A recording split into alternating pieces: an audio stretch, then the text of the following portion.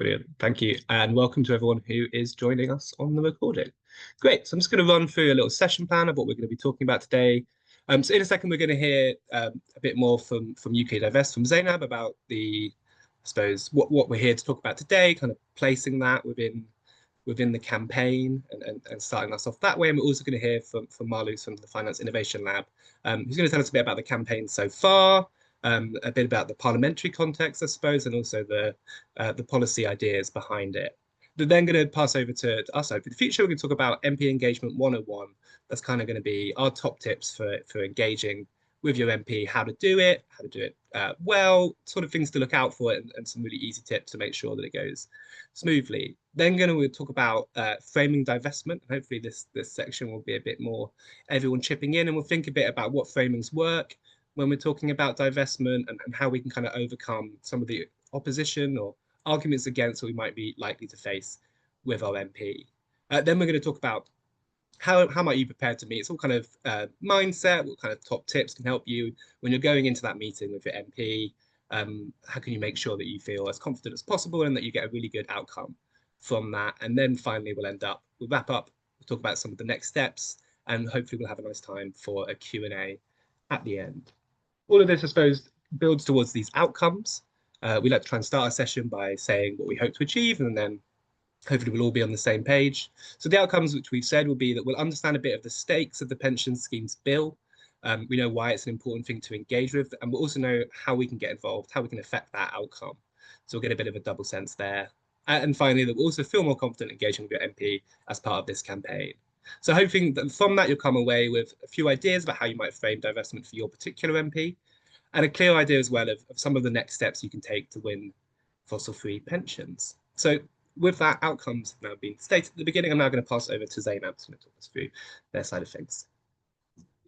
Thanks. So hi everybody. As I said, my name's Zainab. I work at UK Divest. And let me tell you a little bit about it if you don't already know. If we could go to the next slide. Thank you. So UK Divest is run by Platform London and Friends of the Earth Scotland. We work to cut political and financial ties with fossil fuel companies that are harming people, nature, and the planet. And we work with a lot of amazing campaigners all across the UK, many of whom are on this call today. If we could go to the next slide, please. So some of the wins that we've had include the fact that many UK councils have pledged to fully or partially divest from fossil fuels, including Waltham Forest, Southwark, Islington, Lambeth and Cardiff. And last year, the West Yorkshire Pension Fund announced it won't invest in any new oil and gas. And Fossil-Free West Yorkshire later worked with it on a report to establish that engagement had failed. And very recently, the North Yorkshire Pension Fund also has removed BP and Shell from their investments. And 116 UK universities, the Church of England and the Church of Scotland have all agreed to divest as well. Okay, go to the next slide, please. So thinking about the pension schemes bill that is currently making its way through Parliament, within context, so the UK pensions invest about £88 billion in fossil fuels, and UK pension schemes cause the equivalent of 80% of the annual emissions of the UK just through fossil fuel funding alone. The bill is currently making its way through Parliament, and this gives us a real opportunity to push the overall pensions review that the government is doing to prioritise both climate and our pension savings. So this is a real rare chance to bring the financial system and our pension system in line with our country's net zero and nature commitments, while also creating jobs and growth by investing instead in the green economy. One of the reasons for this, as some of you will know, is that if pension funds continue to invest in fossil fuels, they risk major losses as the world transitions away from fossil fuels, and delayed action could mean that pensions lose up to 30% of their value by the end of by 2040. And we want to back the amendment that Finance and Innovation Lab are putting forward, and that Marlus will tell you about in a moment, to push for the bill to require a phase out of thermal coal, and put an end to the UK pension system investing our savings in the world's most destructive industries. That's me. Thank you so much. I think that's a really good intro into why we're all here today as well, and why this is a really key moment where we can actually make a big difference in the types of campaigning that we've all been involved in before. So I'll now pass over to Marlus. I'll stop sharing so that you can start sharing. We did a trial run of this before, so we know how to do it, I think. Lovely, thank you. I'll just get my slide up. Can everyone see that? Fantastic, great, yes. So yeah, I'll just spend a few minutes now just digging into a bit more detail on the pension schemes bill and the opportunity it presents to change the law to achieve divestment across the pension system. And I'll also share a bit about the other campaign work that's happening to help achieve this.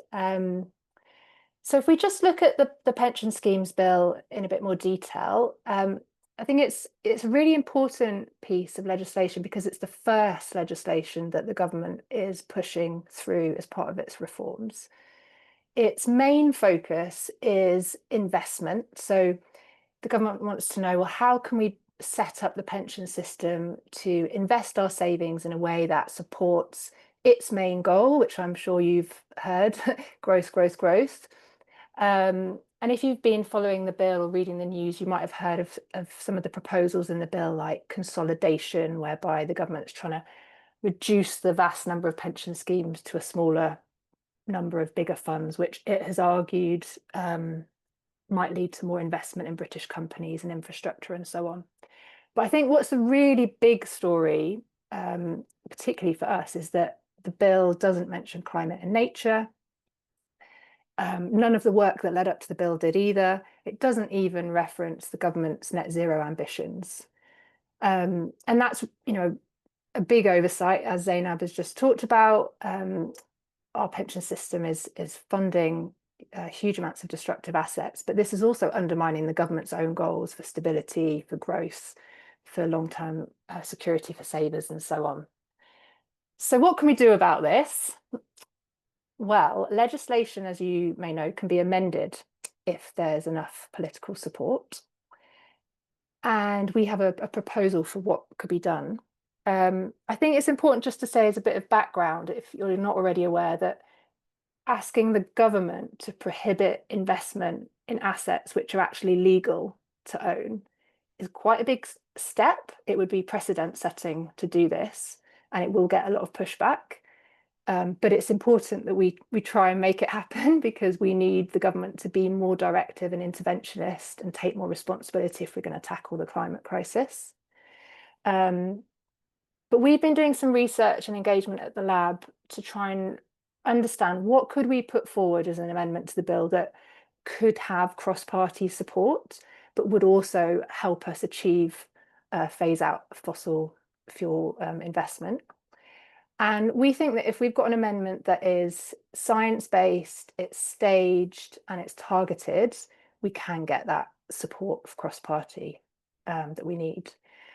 And so the proposal for the amendment that we have is, firstly, that just all investment in thermal coal should be prohibited, and that would happen almost immediately.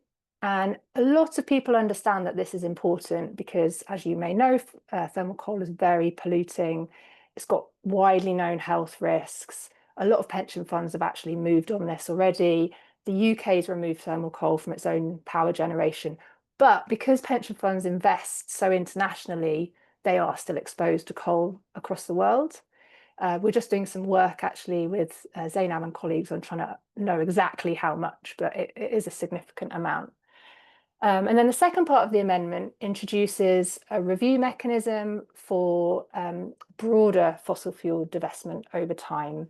starting with any companies that are involved in exploration or extraction or expansion of extraction of fossil fuels, because we know that we have to stop that if we're going to be on a safe climate pathway. And we think if these restrictions were reviewed, every year or two, then we could bring about a gradual transition away from fossil fuels by pension funds that wouldn't lead to market volatility and job losses, which we know the government would be very concerned about if we banned all fossil fuels immediately.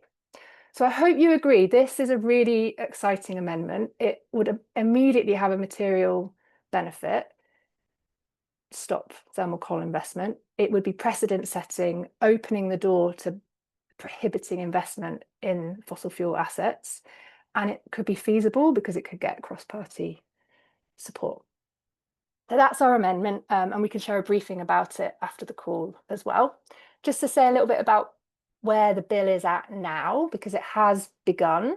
It's been introduced to Parliament. That happened in June, and there was a debate called second reading in July. The next key stages are called report or committee and report, and they're both the opportunities when we can amend the bill.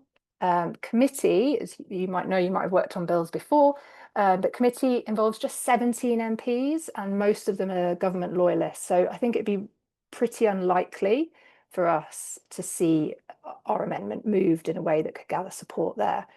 But we think report, which involves all MPs, it's likely to begin in November. That is a really good opportunity to try and push our amendment for the first time. And even if we don't win there, it could really send a signal to government and to peers who might take forward this work in the Lords in future, that this is something that has support behind it. And so the period between now and November is a really important, really fantastic time to work with your MP and to really build momentum and support for the amendment. And yeah, and I want to just let you know a bit more about wider campaigning work that's going on, because if you engage your MP with this, you're not alone. There are lots of others of us who are working on this, and there's a new coalition called the Better Pensions Coalition. It involves over 30 civil society groups and unions, and we are calling on the government to ensure that all of its pensions reforms, including the bill, deliver decent pensions for everyone, funding for a just transition, and a phase out of destructive investments. And one of our priorities is working on the bill. Just to give you a sense of some of the work we've been doing, back in April, a few of us met or started meeting civil servants. So in the picture on the left, you can see some partners from Share Action, New Economics Foundation, Women's Budget Group, Global Witness, and the Trade Union Congress. We also launched a petition in April. If you haven't signed that already, it'd be great if you could. I'll share a link. I even got support from Stephen Fry and other celebrities. And then on the right-hand side, you can see Zainab and I actually in Parliament starting a debate on the need to green the government's pension reforms. And that work has continued with our work trying to influence the bill, where we have had some really good traction so far that we can build on. So I mentioned that back here last month, there was the second reading of the bill. So there was an initial debate around the bill, and we was really happy that, while climate and nature haven't been mentioned in the bill so far, cross-party MPs came out to put it on the agenda. Some were speaking directly in support for divestment.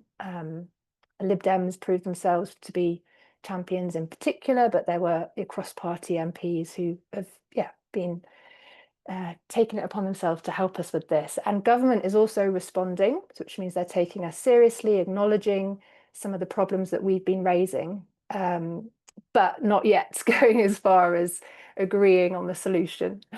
So this wouldn't have happened without our campaigning and advocacy. The UK Divest email campaign that happened just before second reading was really fantastic. It was over 900 emails sent. So this is such a great start for us to work from, and any constituency lobbying you can do to help our amendment get taken seriously at report stage will just be fantastic. So I'll stop there. Thank you.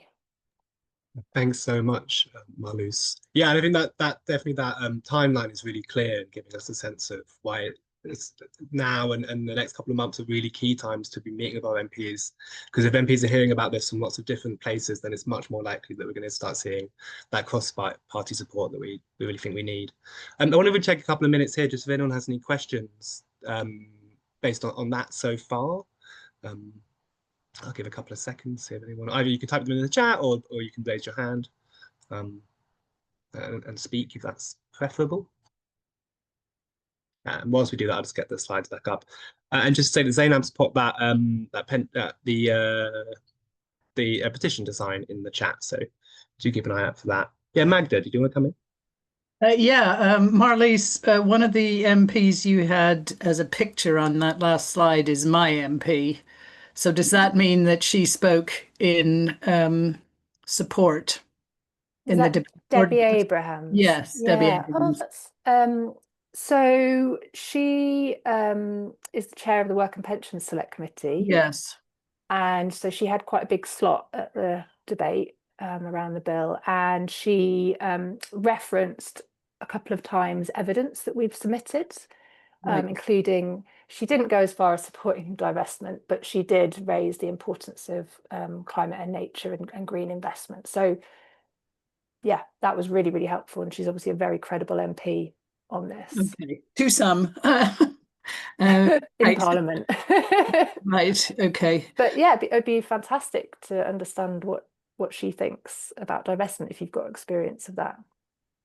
No, not directly, but I just wanted to know. I'll go and look, but I wanted to know why you'd highlighted her. So that's helpful. Thank you.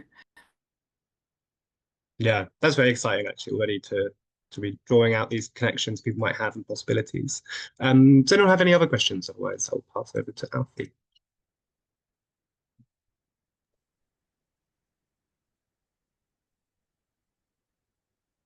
Great. Nice.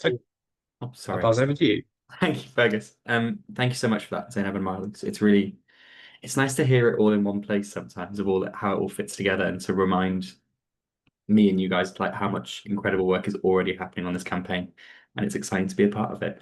We're going to dive into a little bit of kind of advice and tips for you now that are kind of based in Hope for the Future's approach and the techniques we teach to people on engaging with politicians. And today we're going to focus in on MPs because of the nature of this bill and where it is at the moment. So thinking about engaging with your MP, some of you may have done this before. You may have been involved with the e-action related to this specific campaign already, or you may have engaged with your current or previous MP in the past. Just so that we're all on the same page when we start, I just thought I'd quickly talk about what an MP is and does. So there's 650 MPs, each representing a constituency in the UK, all of a roughly similar size. And their job, once they're elected, is to represent that area's needs, priorities, interests at a national level in Parliament. The vast majority of politicians and MPs are part of a political party, and so they will both represent their local views and also promote and work in the confines of the views and values of the political party that they stand for, while also trying to make sure that they take into account what matters to them locally and what matters to the people locally that they represent. Everyone in the UK has a kind of a civil right to talk to and access their member of parliament, whether that's face to face or via email or the phone or petitions or whatever the form of contact might be. That is a right that we all have, and sometimes it can take a while to actually have that conversation. But I just wanted to start by reminding you of that. If you happen to not know who your MP is, or you've not reached out to them before, Fergus has just popped in the chat the kind of easiest way to find out who your MP is through the Parliament website. And not only does that tell you who your MP is, but it'll tell you a little bit about them, how long they've been in Parliament, any other roles they have in Parliament, and crucially how you can get in touch with them, whether that's via email or telephone or an address of their office in the constituency. One thing to flag is that most MPs will have, well, all MPs will have a constituency office and a parliamentary office. And for this kind of conversation and this sort of engagement, we're encouraging people to get in touch with constituency offices, because while it is something that's happening at a national level, you are a constituent of your MP. and you want to have that conversation with them as a concerned constituent. So that's just something to consider. A really good point from Magda that you don't have to be a British citizen to contact your MP. That is completely correct. As long as you live in the constituency of your MP, they represent you, and you are entitled to get in touch with them. So we often encourage people to get in touch with their MP before this engagement process, whether that's sending an email, having a physical letter, giving them a phone call to organise a meeting. But what does engagement actually look like, and why is it something that we think you should get involved with? We think engaging with your MP is one of the most powerful ways you can have your voice heard in the political system. Ultimately, the system is supposed to work by reflecting the views of people who have elected the politicians. And for democracy to function in that way, to have opinions and ideas and thoughts going up to politicians as well as coming down from politicians, it's really important that we take advantage of that tool that we have. It can sometimes be a daunting and kind of scary process, but we, for the future, really believe that it is a vital way to engage with politicians on a huge variety of issues, but particularly on the climate and nature crisis, which has such a kind of personal and local impact for all of us. So if we head on to the next slide, the other thing I should have mentioned there is the other reality of our system is that politicians are meeting a huge variety of people all the time. And while that does include local people such as ourselves, it also includes fossil fuel lobbyists and people who are arguing from the other side of the argument. And if they're having those conversations and dialogues in a vacuum without us standing up for climate and nature and the local area and all of the important things that matter to us, politicians hear from us less and from them more. And that can slowly over time sway them in the way that we don't want to see them swayed. So in some ways, we're teaching the skills of kind of anti-lobbying to combat the large and well-funded resource that is fossil fuel lobbying. But it'd be great to hear from all of you. So I wonder if anyone on this call has met with their MP before, and if you're willing to share how you found that experience, what you thought went well about that, if anything was difficult or off-putting about that experience. And so I just thought I'd give us a few minutes to share. So if anyone wants to pop their hand up or pop them in chat, I'm seeing a few physical hands, which is great. So I think Peter popped his hand up first, if you want to come in. And I will just pause the recording here while we're having this discussion. And then if we head on to the next slide, we're just going to dive into a couple of tips and ideas around this. What's great to hear from all your kind of experiences so far is it feels like a lot of you are already doing loads of this stuff too, which is really exciting to hear. But a part of our approach that is really fundamental to how we see engagement going well is thinking about common ground when we're engaging with politicians on anything, but on this issue as well. And the reason we find that works is that by finding that intersection between an MP's interests and our interests, we're more likely to have a more fruitful conversation. Because ultimately politicians have interests and passions and motivations and histories and reasons that they like certain things and don't like other things, just like any of us do. And by using an area of overlap to jumpstart the conversation or as a launch pad, it can often lead to much more fruitful conversation and mean that even if we're coming at an issue from different opinions or different perspectives, by starting where we do agree, that can be really powerful. Sometimes people can think that there's no common ground with their MP. Sometimes there's loads of obvious common ground. It doesn't always have to be like an explicitly political issue or an explicitly connected thing. We've worked with people where the connection has been that them and their MP went to the same school or grew up in the same area, or both have a passion for the same hobby. And that can be just as valuable as a common ground too, because it shows a shared interest and that can spill out into the other issues. But with an issue such as divestment, there are some kind of really key and potential areas of common ground. One of those is kind of thinking about the future that we share and will have, and that is often something that all of us, but particularly politicians, talk about, and how important it is to prioritize and protect the future. And we know that investing in something that is damaging the environment and our future isn't ultimately going to support that vision. The local area is always something that's compelling to politicians of all stripes.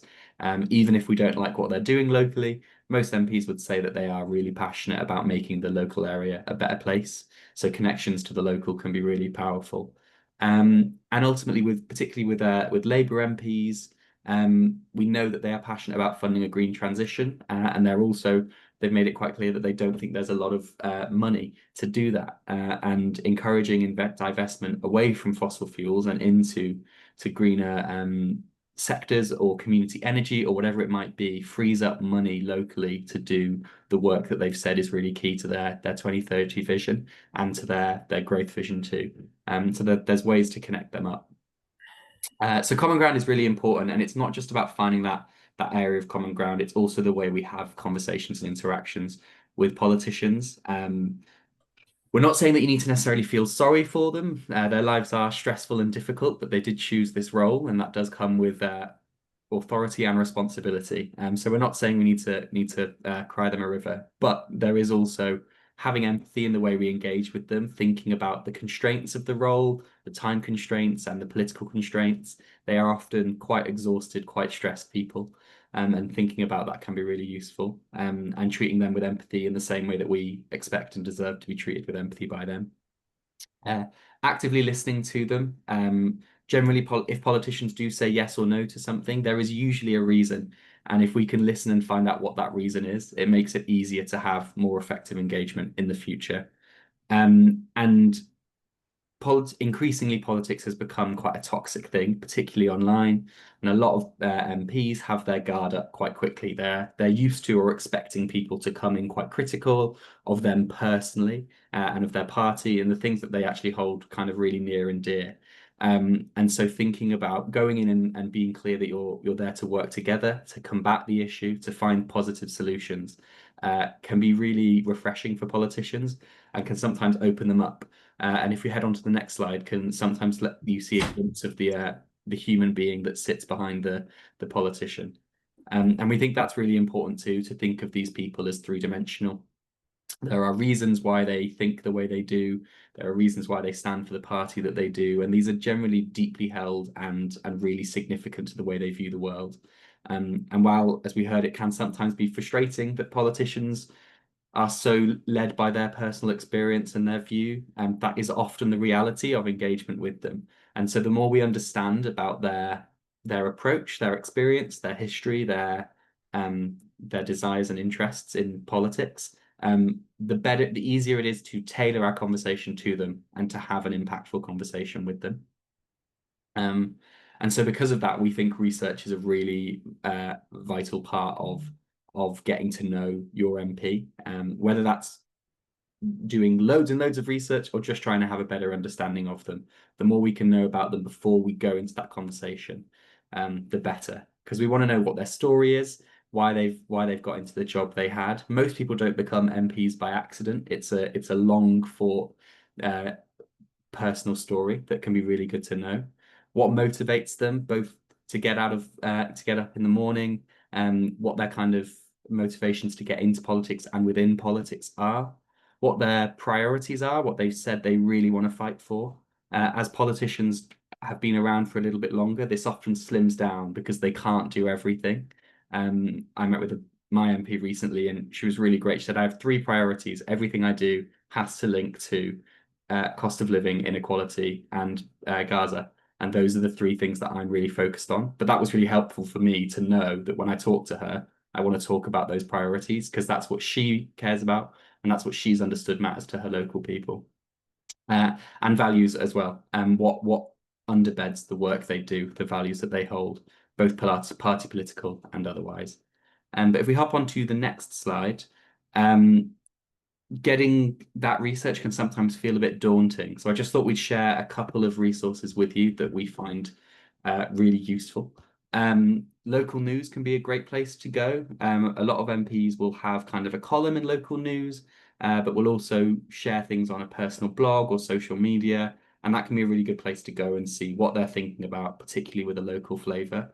MPs that are ministers or backbench or shadow ministers, excuse me, will also often have news columns in international or national newspapers. And so that can be a place to go too. it may sound like a bit of a cheat, but we think Wikipedia is a great place. There is a really passionate community of people who like updating UK politician Wikipedias. So thank you to whoever they are out there. But it can be a really good place to go to just get that snapshot of their history, what they've done in Parliament, and so on, and follow those links on there, of course, to the sources to make sure it's legit. But just Googling and using Wikipedia can be really important too. Another place that's great to go is Hansard, which is the parliamentary, I guess it collates everything that any MP says in a public sphere in Parliament. So if you really want to see exactly what they've said on an issue, whether that's in a debate or at Prime Minister's questions or on a committee that they serve on, that's the place to go and see exactly what they've said, which can be good for the kind of nitty-gritty of finding out what they've said about specific issues. And linked to that, there's a great organisation called They Work For You, who collate the kind of voting records and speeches of parliamentarians to kind of summarize what their views are on certain issues. This is generally better the longer the MP has been there because it has more data, and some MPs get quite defensive about it, but it can be a really good place to see what their kind of general approach is when it comes to climate and nature, divestment, whatever it might be. There's loads of other things too. There's loads of great charity websites and resources out there, but another one that can be really great is YouTube, particularly for this newer crop of MPs, because a lot of these MPs have just done their maiden speeches in the last 6 months or so, where they've stood up and said, I've just been elected and here's what I care about and here's what my constituents care about and here's what I'm going to do. And they haven't necessarily had their sort of optimism and excitement knocked down by maybe the reality of Parliament. So that can be a great place to go and see what they said just after they were elected, and remind them sometimes of the person they wanted to be in politics. So that there's a huge other variety of resources, but those are a few that we find really useful. If you do want to have a go at any of those and find something out about your MP while we're having this conversation, do feel free to pop it in the chat. But just in the nature of time, I might wiggle on. The kind of last thing to say on this section before we talk about framing some divestment specific issues is that often whether you, if you're preparing to meet with your MP or you are reaching out to them because you don't think you can do a physical meeting, it will often start with a letter, whether that's an email or like a good old fashioned paper letter.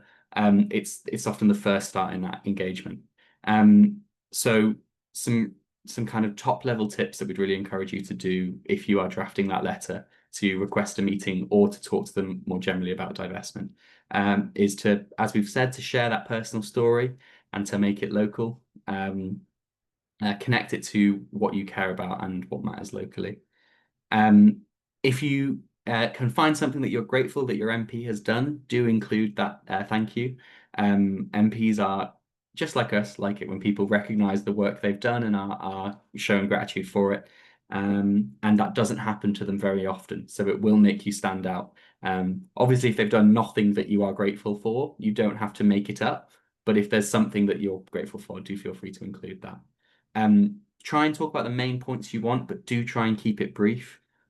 If you can write a letter that is less than a page, there's a much, much higher chance that the MP themselves is going to read that whole letter. If it's more than that, they're quite likely to pass it on to a parliamentary assistant or not read the whole thing because they're very squeezed for time. So if you can get it compellingly into a page, especially for that first interaction, please do try. And what is it you actually want them to do? Is it that you want them to go and do something for you or meet with you or whatever it might be? Make sure you make that really clear. Sometimes even just putting it in bold can be a really great way. If they take one thing from this, it's that you need to meet with them, or it's that you want them to let you know what they think about X. So yeah, always worth doing. And thanking them. And a really key one is to include your postcode at the end. MPs have that you have a civil right to a response from your politician, but only if they are your MP. And often if they receive correspondence that doesn't prove that, they know they won't reply to it just because they're inundated. So do remember that. But those are just a few tips on what that letter could look like when you're reaching out to them to say hello. But I think I'm going to hand back over to you, Fergus, to talk about framing divestment. Yeah, thanks, Alfie. I think this kind of follows on quite nicely. We've talked a bit about that sort of the underpinning, the philosophy of what we mean when we talk about MP engagement and good MP engagement. So maybe we've now got to the point we can imagine where we're about to meet with our MP or we're writing the letter to our MP.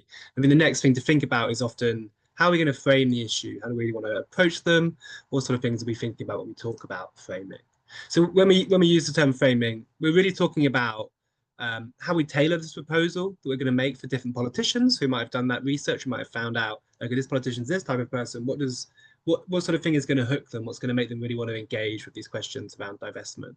And that can come down to different things. It could be the language that we use. Sometimes we might go in and be using a particular type of language that actually, if we think about it, might be alienating for that politician. So it's about how we can use that, and also the sides of this issue that we want to emphasize, we want to push to the front in a certain way. So maybe we're going in for some MPs we know are really like climate champions, and we're talking about the importance of achieving net zero. We're talking about our future and not wanting that to be on fire. Maybe other politicians who might think, okay, they're a bit reticent, they like climate, but it's not their main thing. But what they really care about is economic arguments. So that might change as well. There's different sides of the issue that we emphasize and the arguments we're going to draw upon. And the other thing we want to think about in a lot of this section is going to be on that is the particular objections you hope to overcome. So what might we think if we went in an ideal way, went to our politician and said, this is the thing I would like you to do? What do we think, what resistances to that might they have? Why might they say they can't do that? And I think as we heard earlier from Marlu's, there is going to be objections to this type of issue. That doesn't mean it's not important. It's super important that we're able to go and talk to our politicians about this. But it's not necessarily always going to be an easy sell, and that's something to think about. So in this section, we're going to be thinking about how do we frame that issue as we go through. But maybe as a starter, I know lots of people perhaps have been involved in divestment campaigning before, whether that's in different institutions, that could be councils, that could be universities. Do people have thoughts about what framings work really well for divestment? What are the positive ways that we can put divestment? What seems to have cut through? I don't know if anyone's got any thoughts. I'll give a couple of seconds for people to respond. And again, you can either raise your hand or type in the chat.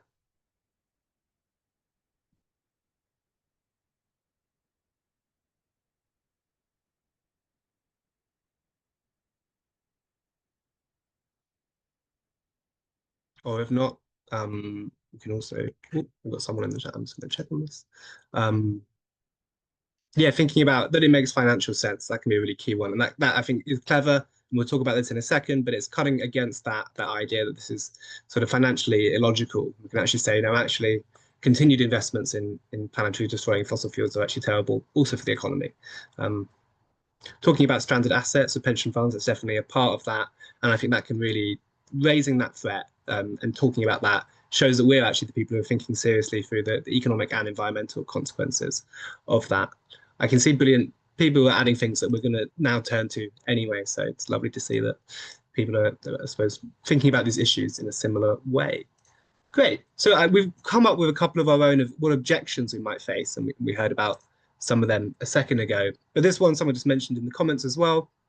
I suppose the idea of this exercise is we'll run through some of the objections we might face and then see if we can crowdsource really good responses to them. So we've got some ideas, but I think it's really great if we're hearing from everyone else, because these are things your MP might say to you.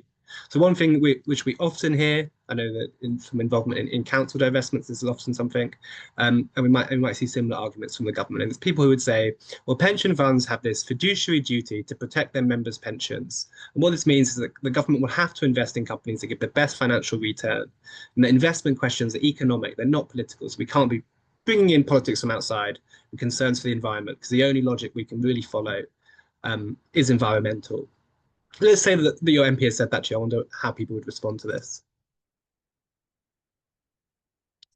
I love Magda's comment that fiduciary duty is long-term, not just for Christmas. That can be a fantastic way to say it. Yeah, we can really point out that that's a kind of short-term logic, that actually what fiduciary duty often means is that there's a commitment to securing the sort of future of pension funds. And we can say, well, the environmental sense doesn't follow, because if we're endangering the future in which we hope to retire, that's not going to include that. But also we can point out, again, like we talked about before, there's this danger of stranded assets. Jane, did you want to come in here? Yeah, I was going to suggest, because I think an awful lot of people who are not embedded in financial kind of calculations, they hide behind actuarial risks and the financial advisors. And there's the reports from the Institute of Actuaries and Institute and Faculties of Actuaries, isn't it? Saying that actually the actuarial risks are way out of line as they're currently calculated. Yeah. Yeah, that's amazing. And also that really works if you can bring in these expert voices, because people sort of see us as maybe outside of this economic decision making. So if you can say, well, actually, look at this authority on this, that can be a really, really good way to cut through.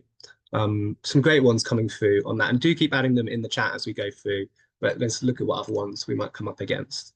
So this next one is this idea that it might be better to engage with fossil fuel companies. We often hear this in the terms of, you know, it's important that we have a chair at the table and in some way by investing in fossil fuel companies, whether that's coal or other types of fossil fuel, people who are then sort of bought in that way can have some sort of influence. So this might also be something we hear from the government in a similar way. There might be with the argument that, well, doing this, we have to engage with them. They exist. And this kind of gives us some sort of say. So I don't know what people would respond to this one.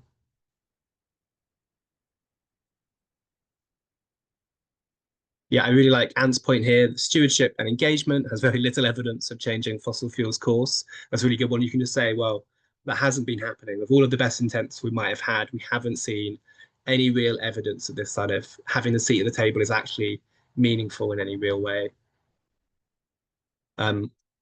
Yeah, and also Leslie's point that if we look at companies like BP and Shell who are actually moving away from renewables and massive investments back into fossil fuels, and that's a great comment as well from Magda about how the Church of England said they saw no impact of engagement. Again, if we can point to these big institutions and do a little bit of that work of showing the MP that we're speaking to that we actually have put quite a lot of thought into this and we're not just some random person who's come in off the street. So that's fantastic to hear. Okay, we're doing really well, I think. If I was an MP so far, I would be very convinced. But maybe my next argument would be this one. We might, and this I think is quite a tricky one. And from speaking to Marluce earlier, this is perhaps something that MPs are saying. They might say that no other country has passed national legislation mandating divestment from coal across both public and private pension systems. So why should we? Which is quite a good one, I think, and a slightly more challenging one to respond to. But we're doing amazingly so far. So I don't know if anyone's got any thoughts on this one.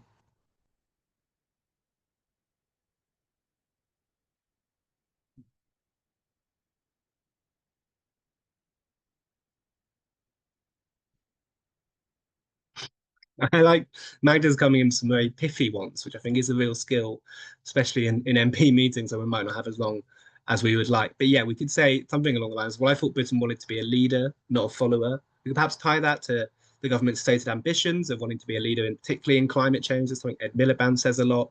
They want Britain to be at the forefront of leading the green transition and really reaping the benefits that will come both diplomatically and economically of being that front of the pack. Yeah, and Peter's also really pointed out that gives us all the more reason why we should divest, that we can do this positive role and really perhaps be a signal to other countries that this is the way forward. Perhaps we could say something like, well, one country is always going to be the first, but this is the way we've got to go if we are going to be on the right track to achieve net zero. So I'm loving these responses that come through.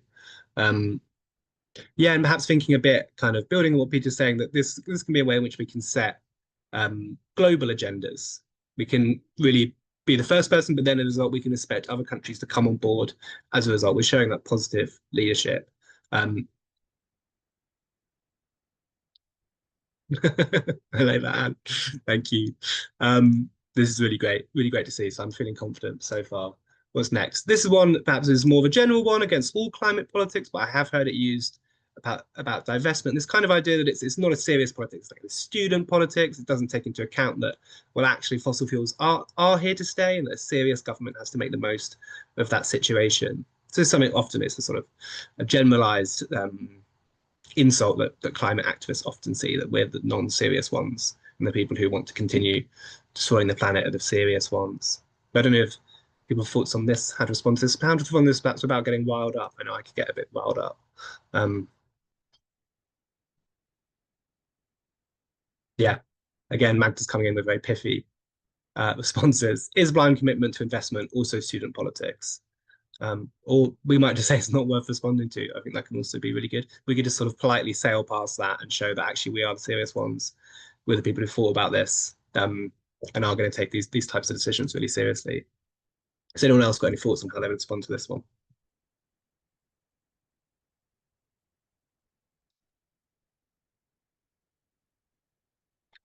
Or we can take it that we've got the definitive responses already included in that chat there. Great. So this is, I think, the last one we're gonna talk through now.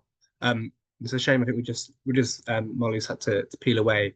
She'd raised this one, and it's something that we are beginning to hear. It's this idea the government's got these new transition plan requirements, which they're bringing out as a law, which is their official law, which will make big institutions, economic, business institutions, come up with a real plan to get to net zero by 2050. And they might say, in response to that, well, this is the wrong. If we went to talk to them about the pensions bill, they might say, well, that's the wrong bill to be having these conversations about. And really, this has already been solved by this new transition plan requirements, which will require also the big pension funds to make serious steps towards that. I don't know if people have thoughts on how to respond to that. I know, Alfie, you came up with one when we were talking about it earlier that I quite liked. I did, and I'm going to just take a moment to remind myself what it was. It will come back to me in a second. Do you want to remind me what I said? And I will say it again. I think you talked about, yeah, I suppose the possibility that this government won't be in place by 2050. Yeah, so I think unfortunately some of the kind of cross-party consensus on climate and nature is starting to go, which is really scary and a real shame. But a government who says, well, we've got a transition plan for 2050 that everyone's going to follow, while opposition parties are saying that they would not follow 2050 as an explicit target, could be a reason to encourage this government to put in clear, legally binding requirements on pensions that are harder to unpick by a future potential government that doesn't share the same kind of ambition for climate and nature. And that can sound like that maybe is a slightly cynical argument, but I think saying, well, we've got a transition plan and it's all going to be fine, is like, well, we would like you to do more to really cement that the impact and the protection that we need to see now, rather than kicking the can down the road a bit, I guess. Yeah, I love that. And there's also some great ones which could come alongside that.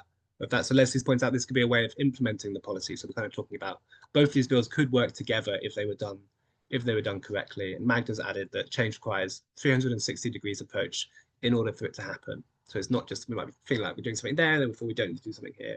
Point out this is a real opportunity to do similar work that's as important, and they can really have that strong power to see this sort of this transition away from fossil fuels in a safe way.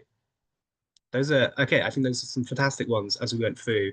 I wonder if anyone's got anything that we didn't raise. I know other people in this room have been involved in divest campaigning of this sort, and perhaps there might be objections that they saw that we haven't yet talked about. So I just wanted to give a couple of minutes over to see if anyone else has got any ideas about what the key objections might be.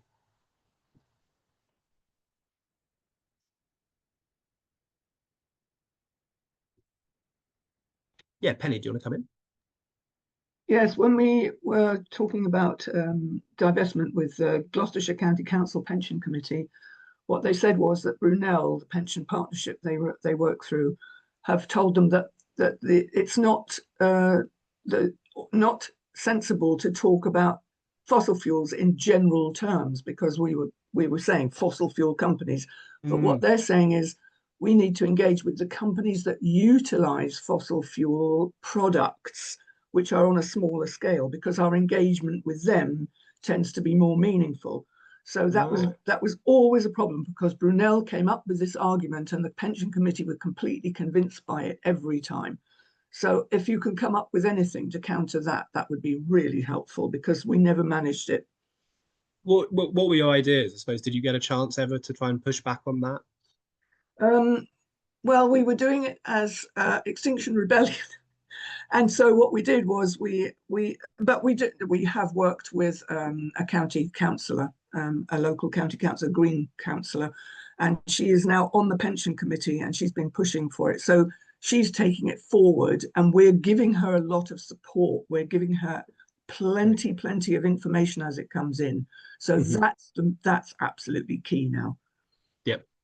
Yeah, and I suppose it would also be thinking about yeah, I guess there's this distinction between the sort of extraction of fossil fuels and then the use of fossil fuels. And kind of, I guess the point is that they can't exist without each other, right? So this is one way of tackling that, and we should also be tackling these other institutions that are then relying on fossil fuels and reproducing the need for them. But yeah, it's like someone said earlier, a 360 approach, I think, would be my response to that. So I don't know if anyone else in the chat wants to share any things that they would respond to that. I also want to address Magda's idea of what an opposition should be, which is this idea, which we're going to leave the decision to the advisors we have hired, which is quite a classic move in politics. It's kind of depoliticizing. It's saying, well, we're not taking into account this sort of thing. It's just going to be entirely done in this objective way by these people we've hired who coincidentally aren't going to take into account the decisions that you've made. And I wonder if people have got ideas about how we can push back on that kind of framing, because I think that can be quite powerful and tricky to navigate. Penny, yeah, do you want to come back in? I want to just say that we had that problem all the time. We leave the decision because they kept quoting Brunel repeatedly and ad nauseum, frankly. But what we did in the end was I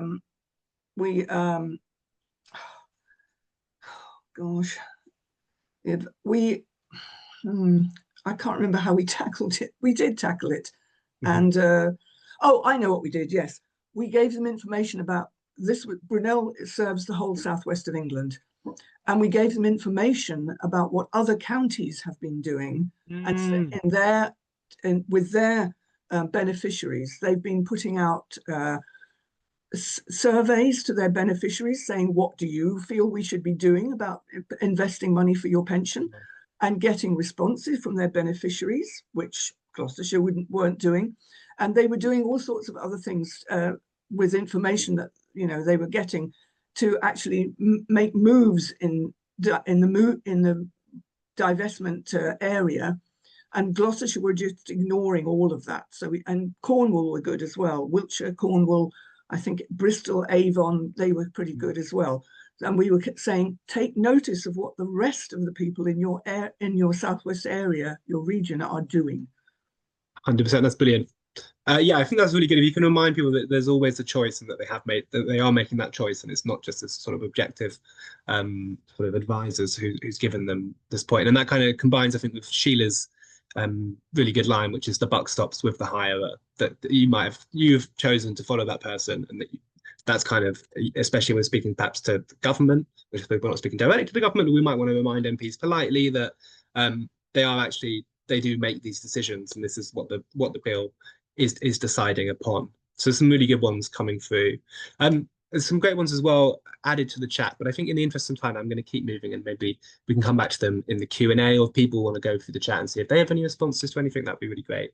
But I want to just quickly run through some other top tips that we have, I hope, for the future, or that we've been discussing through our partnership with UK Divest about how to frame divestment.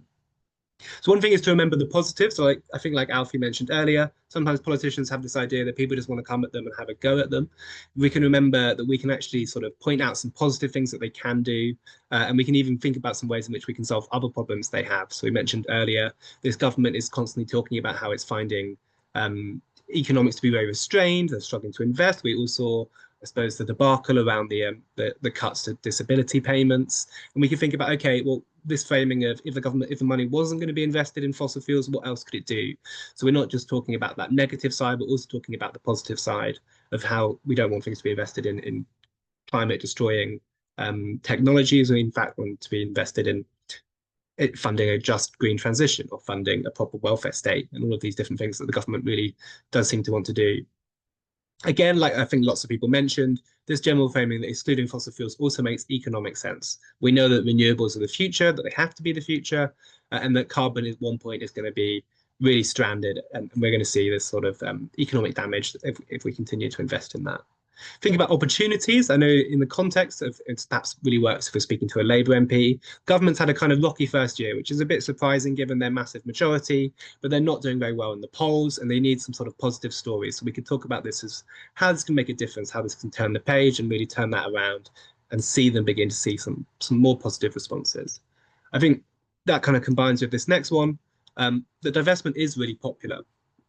The majority of people, I think, if you speak to them, probably wouldn't say that they wanted their pension to be invested in destroying the planet. We know that action on climate change, action about moving away from fossil fuels, repeatedly comes back in poll after poll as being something that a massive majority of people support, even if they don't rank it super highly. So this is, again, something we can say to politicians, because at the end of the day, politicians is a bit of a numbers game. If MPs want to be re-elected, like Alfie mentioned earlier, they need to show to their constituents that they're doing things which they could perceive to be popular.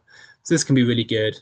I think kind of combining with that, and people have mentioned this already, if you know of a campaign, if you've been involved in a campaign that's been working on these questions on a local level, perhaps you've been working with your council, trying to push them to divest, and you can talk about wins there.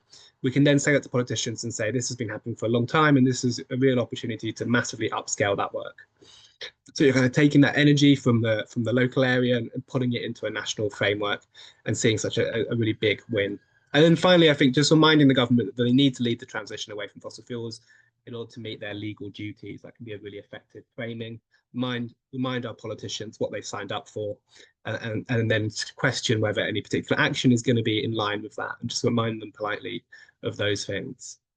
So those were our top tips. And I think they've already been said by lots of people in this call, but I don't know if anyone else has any top tips that they'd like to share with us, or ideas perhaps from their campaigning about really good ways of framing. I suppose whilst you think about that, I'm just going to explain the next section. So we're going to do some breakout rooms, and we will start them in a second. But I thought the idea for this breakout rooms is, obviously there's lots of people in this call, lots of different experiences, but we thought the idea that in your breakout rooms you could choose perhaps one or two of your MPs, so two people who's in the call. I think the rooms themselves will be about 5 people in them, and then think a little bit about, okay, what do we know about this MP? What oppositions do we think they're going to raise when we're going into these conversations? What angles or framings do you think they're going to find particularly salient? What will really apply to them and work? And what are the top tips or other top tips do we think we'll find especially useful? And we'll stop the recording here, just so we're not recording everyone in their breakout rooms.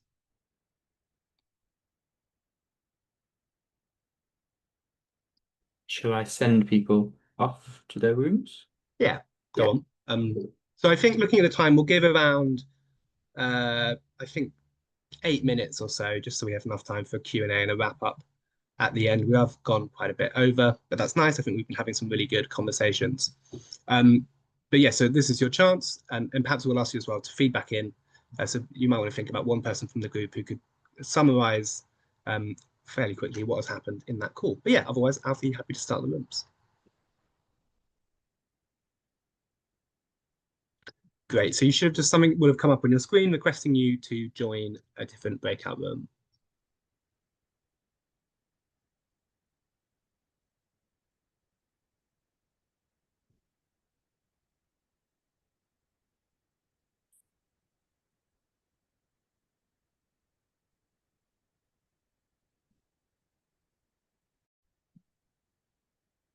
Great. So yeah, we're just going to talk a little bit about preparing to meet and a couple of kind of high-level things for that. The first one of them that we find is really useful is to have a really good think before you go in about what it is you want to ask your MP. What exactly is it you're asking them to do? And we do a longer training on this if you want to reach out to us for a bit more detail on it. But the kind of key things to include is that we want to have a really specific action of the MP, something they can go away and do as a result of that conversation. And so that we can check in and make sure that they've done that thing.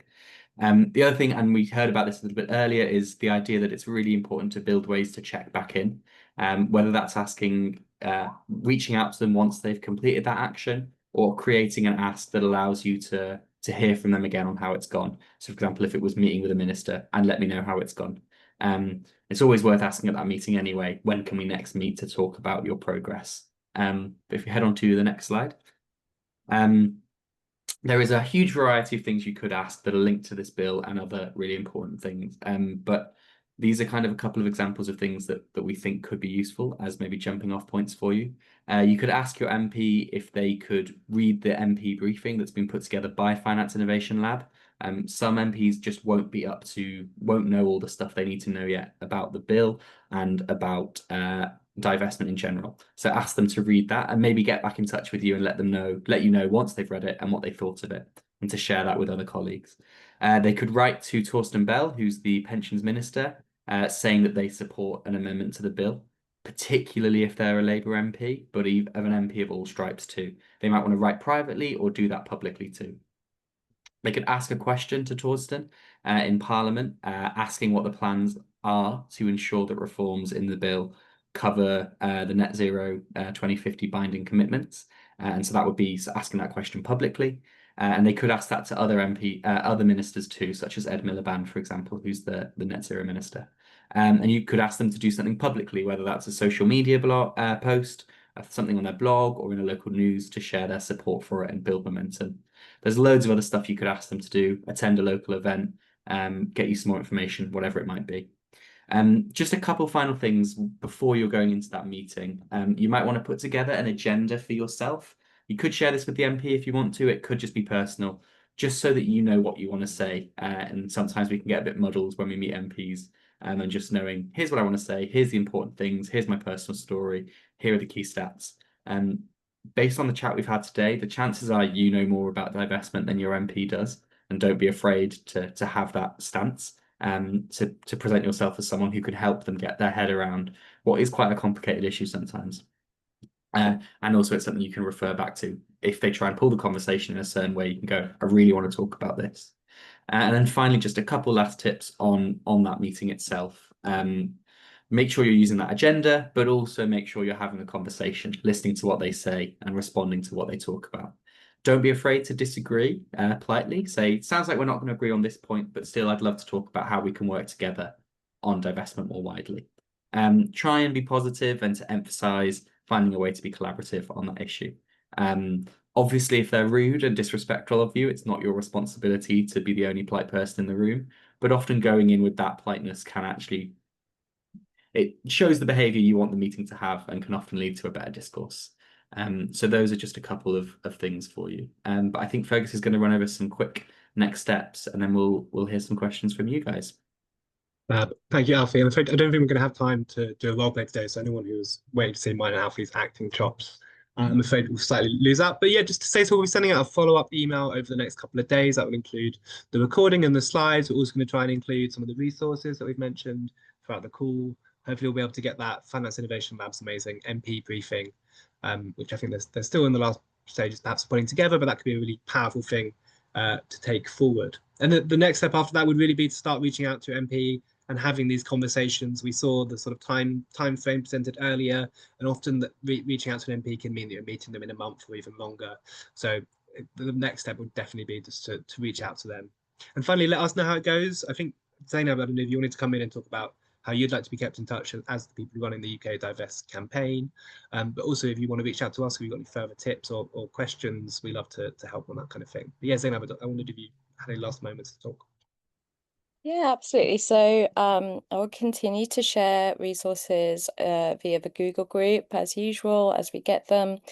And if you do get a response from your MP, if you could email it over to ukdivest@gmail.com, that'll be really helpful to help us keep an eye on what lines MPs are using, in particular, if that's a party line or not, so we can continue to develop our counter arguments and yeah, push our case forward. Amazing, thank you. And we're also just going to quickly rerun the temperature check, which I think Alfie's going to put up on your screen in a second. And then in the chat, I'm going to share the link to our feedback form. And like I mentioned earlier, it's really helpful if you get chances to fill out that feedback. But we'll send it out in the email as well. So there we go. We've got the confidence poll on the screen as we speak. And Zainab's also just put the UK Divest email in, which I can also include in the follow-up email tomorrow. So with that, I think we've got time for Q&A at the end. I don't know if anyone wants to speak about what they talked about in their breakout room, or if they have any questions. This is your chance, or further thoughts you'd like to share with the group. I know we've run a bit over. I know I'm happy to stay for perhaps another 5 minutes, a bit over, but then I will have to leave.